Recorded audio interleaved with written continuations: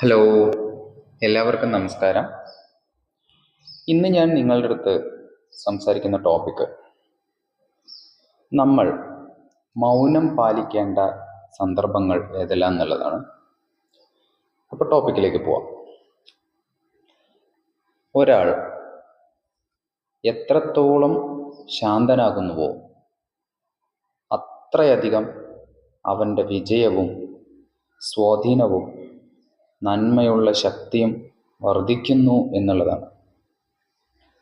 നിശബ്ദത ഒരു വലിയ ശക്തിയുടെ ഉറവിടമാണ്. ഞാൻ 99 തവണ ചിന്തിച്ചിട്ടും ഒന്നും കണ്ടെത്താനായില്ല. അപ്പോൾ ഞാൻ ചിന്തിക്കുന്നത് നിർത്തി നിശബ്ദമായി നീന്തുന്നു. സത്യം എന്നിലേക്ക് വരുന്നു എന്ന് ആൽബർട്ട് ഐൻസ്റ്റീൻ പറഞ്ഞത് എത്ര ശരിയല്ലേ. ഇനി എപ്പോഴെല്ലാമാണ് നാം മൗനം പാലിക്കേണ്ടത് എന്ന് നോക്കാം. കുട്ടികളുടെ മുമ്പിൽ ദേഷ്യപ്പെടുന്ന സന്ദർഭങ്ങളിൽ മൗനം പാലിക്കേണ്ടതാണ്. നമ്മൾ കുട്ടികളുടെ മുമ്പിൽ ദേഷ്യത്തോടെ പ്രതികരിക്കുന്നത് കുട്ടികളെയും അങ്ങനെ ചെയ്യാൻ പഠിപ്പിക്കും എന്നുള്ളതാണ്. പകരം ശാന്തത പാലിക്കാനും യുക്തിസഹമായ രീതിയിൽ സാഹചര്യത്തെ നേരിടാനും നമ്മൾ ശ്രമിക്കണം. നമ്മുടെ വാക്കുകൾക്ക് വിലയിടാത്ത സന്ദർഭങ്ങളിൽ ഒരിക്കലും അഭിപ്രായം പറയാൻ പോകരുത്. ആ സാഹചര്യത്തിലും നമ്മൾ മൗനം പാലിക്കേണ്ടത് അത്യാവശ്യമാണ്. കുറ്റം പറയുന്ന ആളുകളുടെ അടുത്ത് മൗനം പാലിക്കേണ്ടതാണ്. കാരണം നമ്മൾ ഇത്തരം ആളുകളുമായി ഈ കാര്യത്തെക്കുറിച്ച് പറയുമ്പോൾ അവർക്ക് ഇഷ്ടപ്പെടാതിരിക്കുകയും അത് പരസ്പര തർക്കങ്ങൾക്കും പിരിമുറുക്കങ്ങൾക്കും ഇടയാവുകയും ചെയ്യും.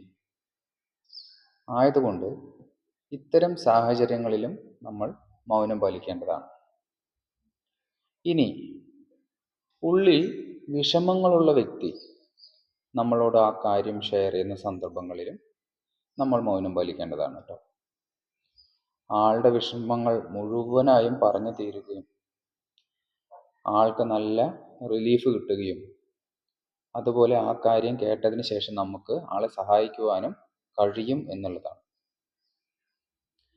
ഇനി നമ്മളൊരു യാത്ര ചെയ്യുന്ന സന്ദർഭങ്ങളിലോ അല്ലെങ്കിൽ മറ്റു പല അവസരങ്ങളിലോ ആരെങ്കിലും പരിചയപ്പെടുന്ന സന്ദർഭങ്ങളിലും നമ്മുടെ എല്ലാ കാര്യങ്ങളും തുറന്ന് പറയരുത്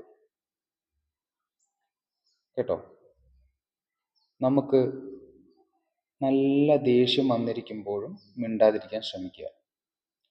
ആ സമയത്ത് പ്രതികരിക്കുമ്പോൾ അത് കൂടുതൽ കുഴപ്പങ്ങളിലേക്കാവും എത്തിച്ചേരുക എന്നുള്ളതാണ്.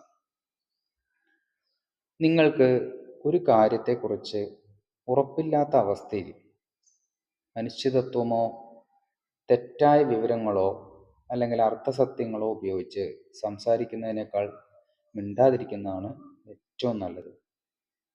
ഒരു പ്രശ്നത്തെക്കുറിച്ച് നിങ്ങൾക്ക് വേണ്ടത്ര അറിവില്ല എങ്കിലോ നിങ്ങളുടെ അഭിപ്രായം മറ്റുള്ളവരെ ബാധിക്കുന്നില്ലെങ്കിലോ നിങ്ങൾ നിശബ്ദത പാലിക്കേണ്ടതാണ്.